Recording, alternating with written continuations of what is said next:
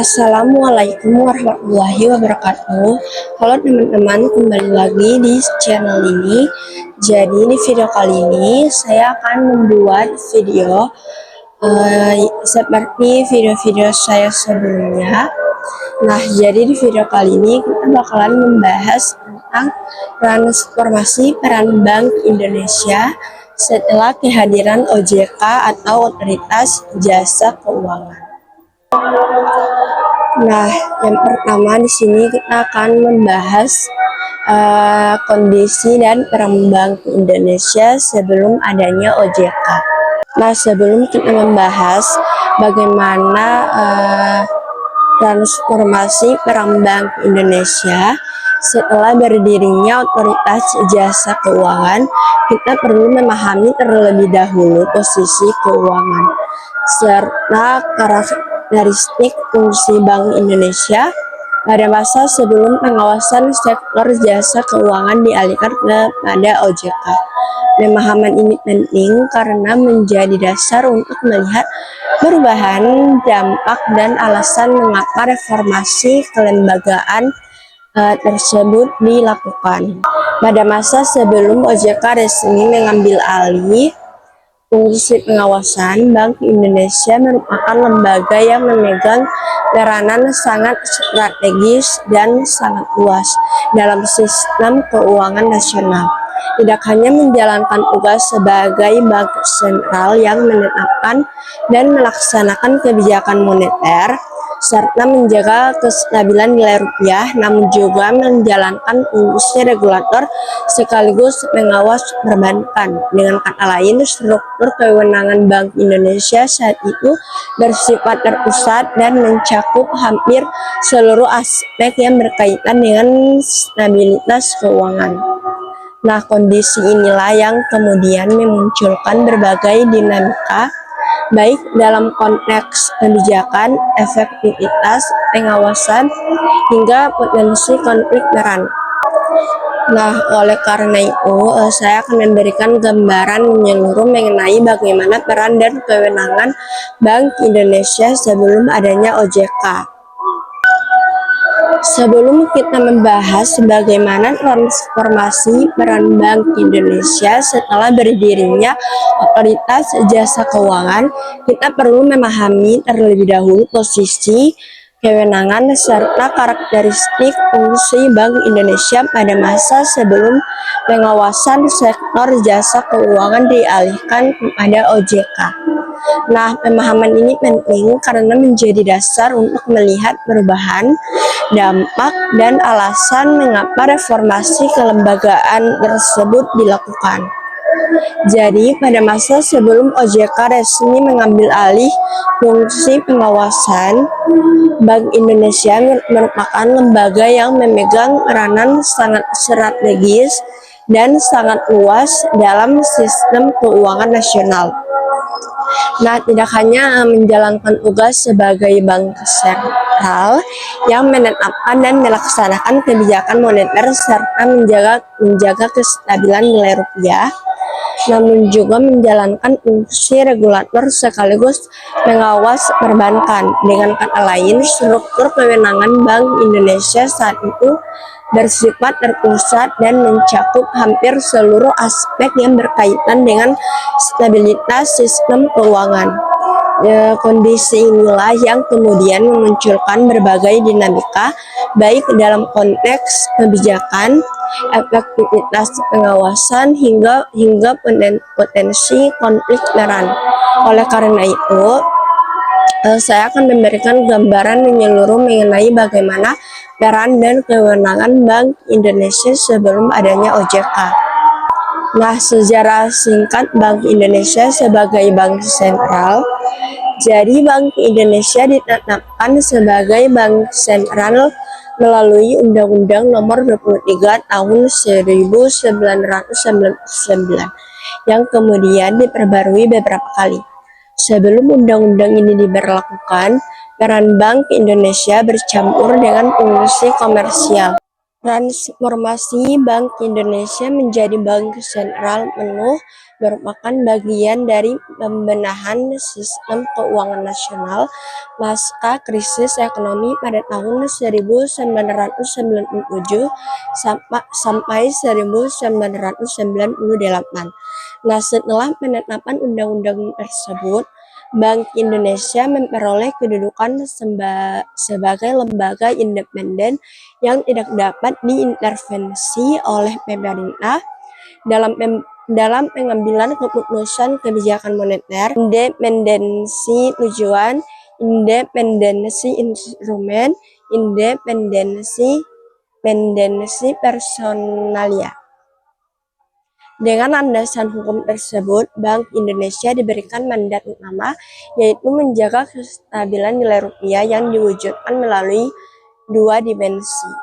Yang pertama, kestabilan nilai mata uang terhadap barang dan jasa atau inflasi. Yang kedua, kestabilan nilai mata uang terhadap mata uang asing atau nilai tukar. Pada fase inilah Bank Indonesia mulai menata struktur kebijakan untuk mengendalikan inflasi, menetapkan suku bunga acuan, melakukan operasi pasar terbuka, dan mengelola sistem pembayaran nasional. Nah, setelah kita memahami bagaimana luasnya kewenangan Bank Indonesia sebelum adanya OJK, kini kita masuk pada pembahasan mengenai latar belakang pembentukan otoritas jasa keuangan. Bab ini penting untuk memberikan konteks historis, hukum, ekonomi, dan institusional yang mendorong perlunya lembaga pengawas baru yang terpisah dari Bank Indonesia. Kelahiran OJK bukanlah keputusan spontan, melainkan hasil proses panjang yang dipicu oleh berbagai tantangan dalam sistem keuangan nasional dan pengalaman negara lain dalam mengelola pengawasan sektor jasa keuangan secara terintegrasi. Selanjutnya ada landasan hukum pembentukan OJK.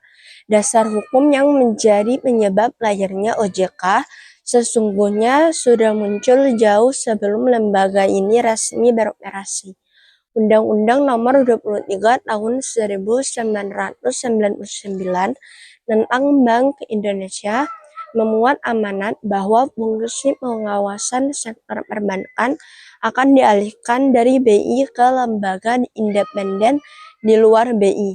Artinya, ide pembentukan lembaga pengawasan terpisah sudah direncanakan sejak awal reformasi sistem keuangan pasca krisis 1998.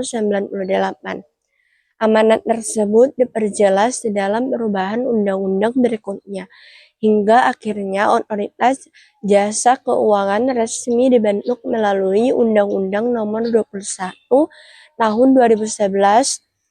Nah, undang-undang ini menegaskan bahwa OJK mengambil alih pengaturan dan pengawasan sektor jasa keuangan yang meliputi pertama ada perbankan, yang kedua pasar modal, ketiga perasuransian, yang keempat dana pensiun, yang kelima lembaga pembiayaan, yang keenam lembaga jasa keuangan lainnya. Dengan demikian, OJK tidak hanya menggantikan fungsi pengawasan perbankan dari BI, tetapi juga mengintegrasikan seluruh sektor jasa keuangan dalam satu otoritas. Selanjutnya kita bahas bagaimana perubahan kewenangan Bank Indonesia setelah fungsi pengaturan dan pengawasan perbankan secara resmi dialihkan kepada otoritas jasa keuangan. Nah, transformasi ini merupakan titik perubahan paling signifikan dalam struktur kelembagaan sektor keuangan Indonesia. Dengan beroperasinya OJK, Bank Indonesia tidak lagi menjadi pengawas mikroprudensial perbankan, melainkan berfokus pada kebijakan moneter, stabilitas sistem pembayaran, dan fungsi makroprudensial yang bersifat sistemik. Perubahan ini tidak hanya berkaitan dengan alih fungsi, tetapi juga berdampak pada struktur organisasi, mekanisme koordinasi antar lembaga, dan pendekatan dalam menjaga stabilitas sistem keuangan. Oleh karena itu, pembahasan ini memberikan penjelasan dan perinci mengenai bagaimana perubahan tersebut terjadi dan apa konsekuensinya bagi peran Bank Indonesia. Jadi, pengalihan fungsi pengawasan perbankan ke OJK.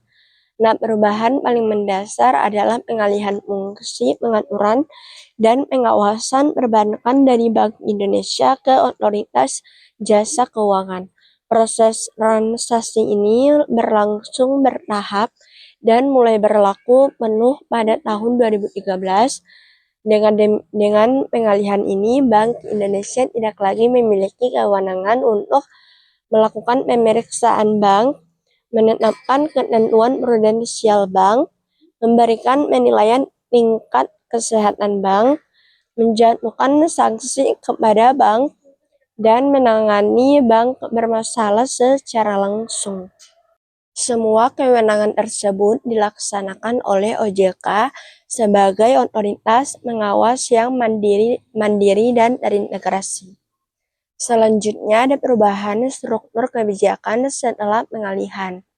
Dengan hilangnya kewenangan mikroprudensial, struktur kebijakan di Bank Indonesia mengalami penyesuaian.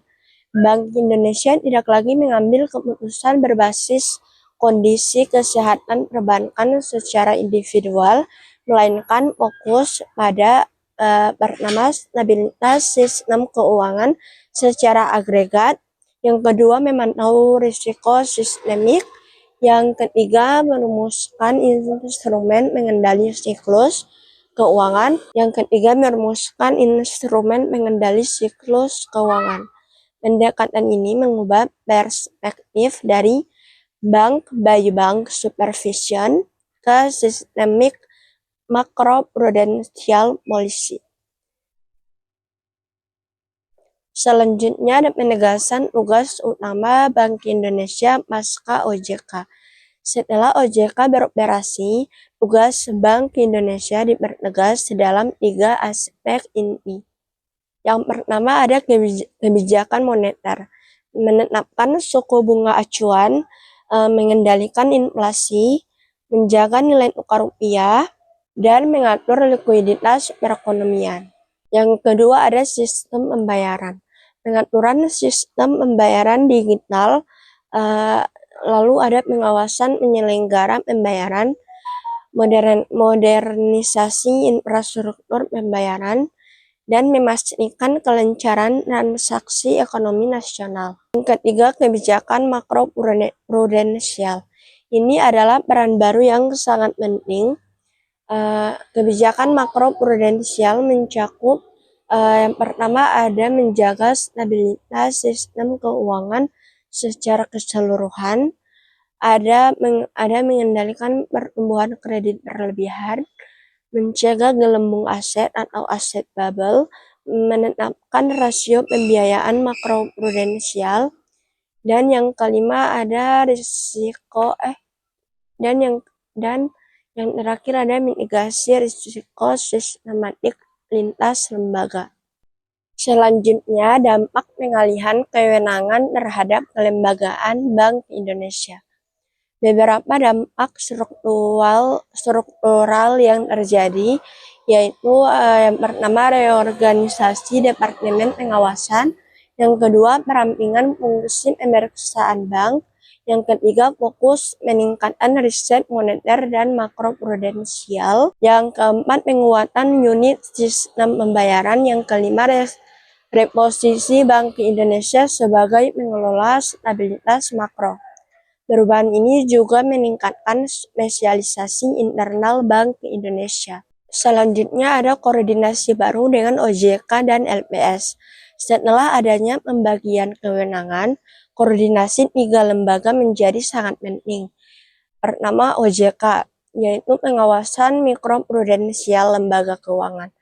Yang kedua, BI, stabilitas moneter dan makroprudensial.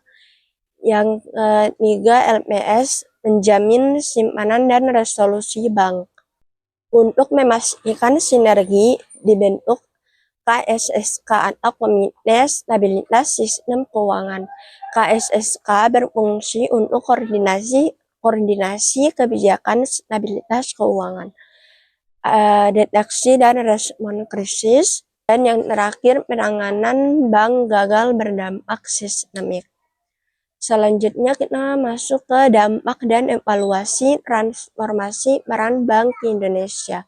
Kita akan membahas bagaimana transformasi peran Bank Indonesia setelah berdirinya OJK berdampak pada efektivitas pengelolaan sistem keuangan nasional.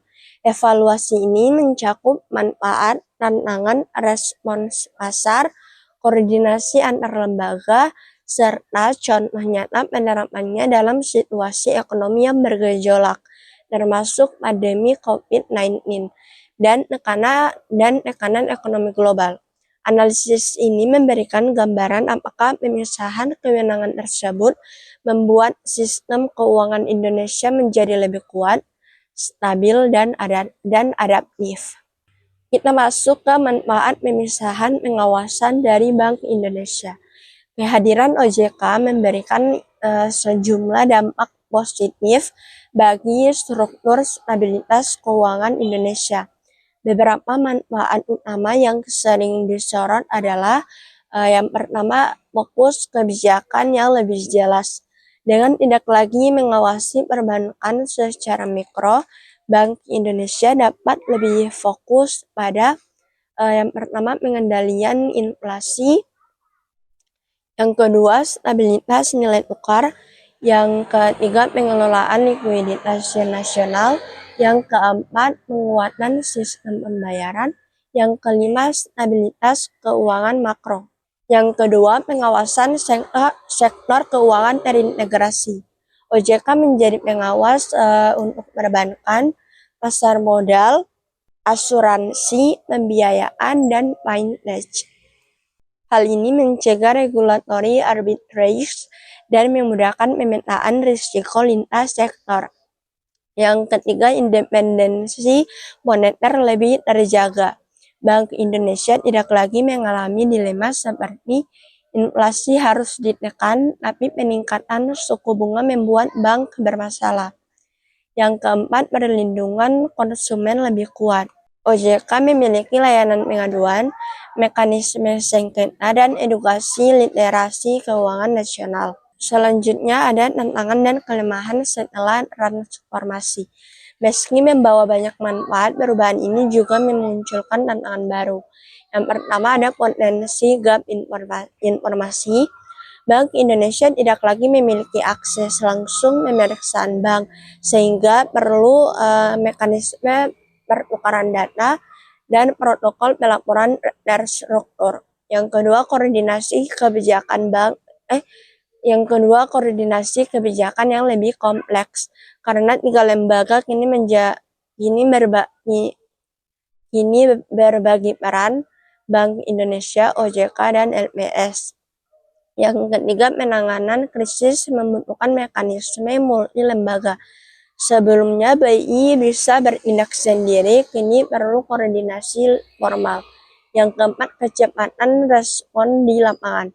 Pengawasan dan integrasi kadang memperlambat pengambilan keputusan untuk kasus tertentu. Selanjutnya, dampak terhadap stabilitas sistem keuangan.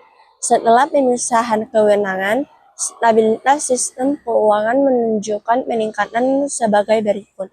Yang pertama, rasio permodalan bank meningkat, risiko kredit lebih terkendali, dan NPL atau kredit bermasalah lebih terpantau. Likuiditas perbankan lebih stabil, tekanan nilai tukar lebih manajeble, dan terakhir transmisi kebijakan moneter lebih efektif. Selanjutnya, studi kasus respon sistem keuangan saat pandemi COVID-19. Periode pandemi menjadi contoh paling nyata efektivitas pembagian kewenangan baru. Peran Bank Indonesia, pelonggaran likuiditas, penurunan suku bunga acuan, stabilisasi pasar falas, dan yang terakhir kebijakan kuantitatif easing terukur. Selanjutnya ada Peran OJK yaitu restrukturisasi kredit, pelonggaran aturan kesehatan bank, perlindungan konsumen jasa keuangan. Selanjutnya, peran LPS yaitu menjaga kepercayaan simpanan dan kesiapan resolusi bank. Hasilnya yaitu sektor keuangan tetap stabil dan tidak terjadi loss perbankan, dan sistem pembayaran tetap lancar. Dan yang terakhir, kredit tetap bergerak meski terbatas. Selanjutnya kita masuk ke persepsi industri dan publik. Evaluasi dari berbagai pihak menunjukkan pelaku industri yaitu regulasi lebih konsisten, koordinasi lebih terarah. Namun beberapa pelaporan menjadi lebih birokratis.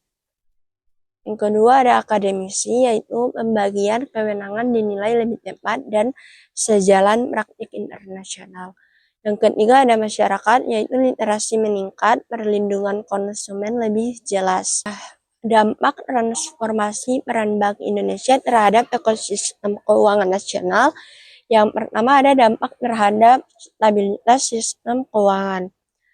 Transformasi peran Bank Indonesia setelah kehadiran OJK memberi beberapa dampak langsung dan tidak langsung, antara lain. Yang pertama ada stabilitas makro lebih terjaga.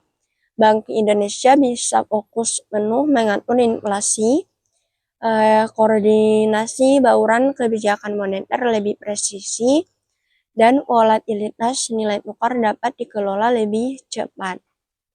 Selanjutnya ada risiko sistematik dapat dimitigasi. Pengawasan mikroprudensial oleh OJK, makroprudensial oleh BI, dan sistem peringatan dini lebih komprehensif. Yang selanjutnya ada kepercayaan sektor keuangan meningkat, struktur kewenangan jelas, dan pengawasan tidak tumpang tindih, dan proses penegakan aturan lebih kuat. Selanjutnya dampak terhadap perbankan. Bank memiliki panduan pengawasan lebih terstruktur.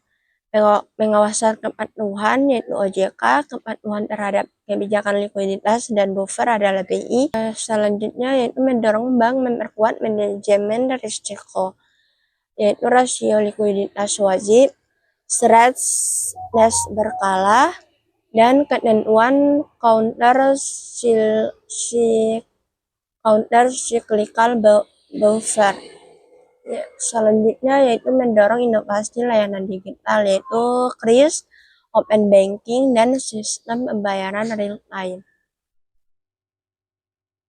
Selanjutnya dampak terhadap pelaku industri keuangan non-bank. Lembaga pembiayaan, asuransi, fintech, dan pasar modal kini berada di bawah OJK. BI hanya masuk pada aspek yang bersinggungan dengan sistem pembayaran. Ekosistem non-bank tumbuh lebih cepat. Selanjutnya dampak terhadap masyarakat dan konsumen, yaitu perlindungan konsumen lebih baik, yaitu edukasi keuangan, regulasi penagihan, dan standar transparansi biaya. Yang kedua ada akses layanan keuangan meningkat, yaitu keuangan inklusif, digitalisasi pembayaran, dan UMKM lebih mudah bertransaksi.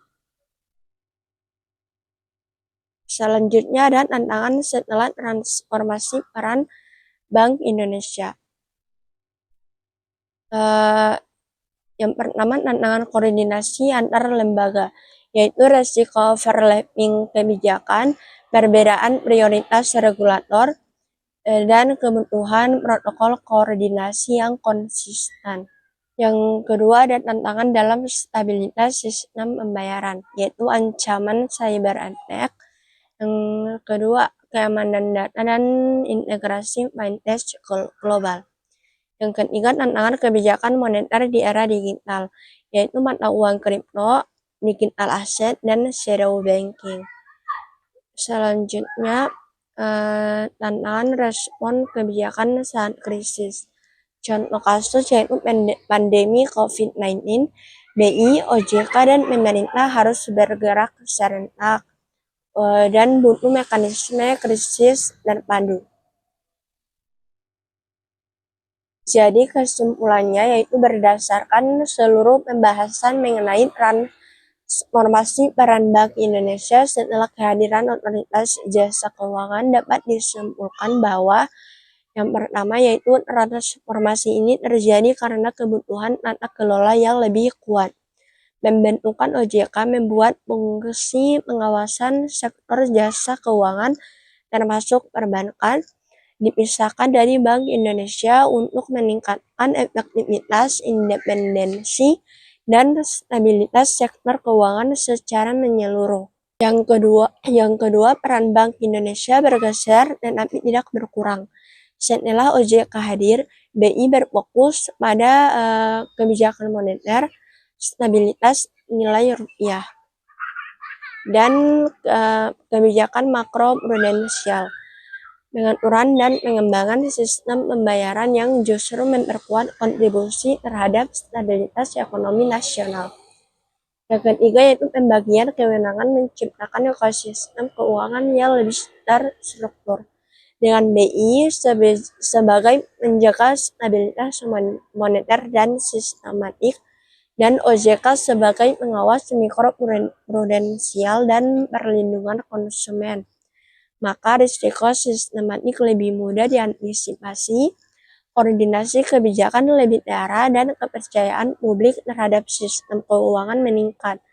Yang keempat, transformasi ini berpengaruh besar terhadap industri, mulai dari peningkatan standar pengawasan bank, pertumbuhan fintech, dan digitalisasi sistem pembayaran seperti KRIS, dan peningkatan inklusi keuangan hingga penguatan fondasi stabilitas ekonomi nasional. Yang kelima, tantangan tetap ada dan perlu diantisipasi, termasuk koordinasi kebijakan BI, OJK, dan pemerintah, pengawasan inovasi digital, keamanan sistem pembayaran, dan respon kebijakan saat krisis. Yang terakhir yaitu arah masa depan menunjukkan evolusi peran BI. Bank Indonesia bergerak menuju bank sentral digital, penerbit rupiah digital atau CBDC, regulator sistem pembayaran lintas negara, dan menguat stabilitas makro di era ekonomi digital. Jadi dapat ditegaskan bahwa kehadiran Otoritas Jasa Keuangan bukanlah bentuk pengurangan peran Bank Indonesia, tetapi justru langkah strategis untuk memperkuat fondasi sistem keuangan Indonesia. Dengan pembagian fungsi yang lebih jelas, koordinasi kebijakan yang semakin terstruktur, serta penguatan stabilitas moneter dan sistem pembayaran, Indonesia memiliki fondasi ekonomi yang lebih siap menghadapi tantangan global, digitalisasi finansial, dan dinamika krisis di masa depan. Melalui transformasi ini, Bank Indonesia tetap memegang peran sentral sebagai menjaga stabilitas nilai rupiah dan stabilitas sistem keuangan. Sementara OJK memastikan industri keuangan berjalan sehat, transparan, dan melindungi masyarakat sebagai pengguna jasa keuangan. Semoga penjelasan ini membantu dalam memahami gambaran besar perubahan kelembagaan dan peran yang terjadi, serta relevansinya bagi dunia keuangan, perekonomian nasional, dan kehidupan masyarakat sehari-hari. Terima kasih telah menyimak sampai akhir. Dan jangan lupa untuk like, komen, dan subscribe. Sampai jumpa di video-video saya selanjutnya. Bye-bye.